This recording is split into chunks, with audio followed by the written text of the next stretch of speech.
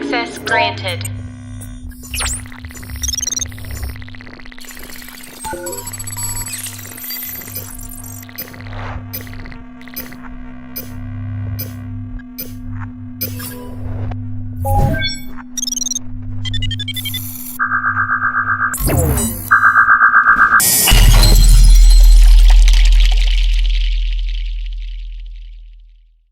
Bismillahirrahmanirrahim. Assalamualaikum warahmatullahi wabarakatuh. Bismillah, alhamdulillah, salatu wassalamu ala rasulillah Muhammad sallallahu alaihi wasallam, amma ba'd. Yang saya hormati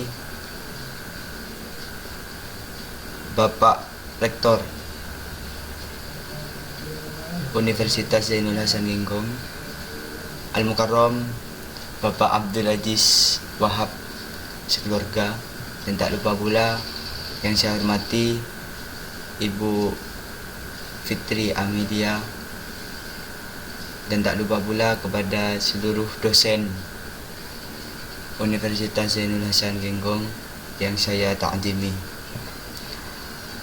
Pertama-tama marilah kita panjatkan puja-puji syukur kehadirat Allah Subhanahu wa taala, yang mana dengan rahmatnya saya bisa melaksanakan tugas seperti saat ini. Dan yang kedua, sholawat serta salam kita aturkan kepada junjungan kita Nabi Muhammad SAW. Langsung saja saya akan menjelaskan tentang Pancasila sebagai pandangan hidup bangsa Indonesia. Bismillah. 1. Arti pandangan hidup suatu bangsa. Sejak tanggal 28 Oktober 1928, kita telah menjadi satu bangsa. Artinya satu kesatuan dari berbagai ragam latar belakang sosial, budaya, agama, dan keturunan yang bertekad untuk membangun satu tatanan hidup berbangsa dan bernegara. Setiap bangsa mempunyai cita-cita untuk masa depan dan menghadapi masalah bersama dalam mencapai cita-cita bersama. Cita-cita kita sebagai bangsa Indonesia tercantum dalam pembukaan Undang-Undang Dasar 1945, yakni mewujudkan suatu tatanan masyarakat yang adil dan makmur, material dan spiritual berdasarkan Pancasila, seperti halnya keluarga. Suatu bangsa yang bertekad mencapai cita-cita bersama memerlukan suatu pandangan hidup. Tanpa pandangan hidup, suatu bangsa akan terombang-ambing. Dengan pandangan hidup, suatu bangsa dapat secara jelas mengetahui arah yang dicapai. Dengan pandangan hidup, suatu bangsa akan dengan mudah memandang persoalan yang dihadapi dengan mudah, mencari pemecahan masalah yang dihadapi, memiliki pedoman dan pegangan, dan membangun dirinya. Baik, saya jelaskan dari awal. Bismillahirrahmanirrahim.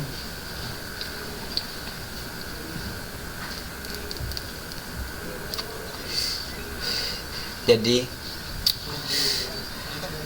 kita sebagai rakyat yang berundang-undang dasar harus memiliki pandangan hidup, karena pandangan hidup itu diperlukan dalam bermasyarakat. Setiap bangsa mempunyai cita-cita untuk masa depan dan menghadapi masalah bersama dalam mencapai cita-cita bersama. Jadi bukan hanya bangsa yang memiliki cita-cita, tapi kita harus memiliki cita-cita yang tinggi. Seperti hal contohnya, saya memiliki cita-cita untuk masuk surga gitu. Ya, jadi kita harus harus berusaha menuju melewati jalan supaya kita nanti ujungnya ya menggapai cita-cita tersebut.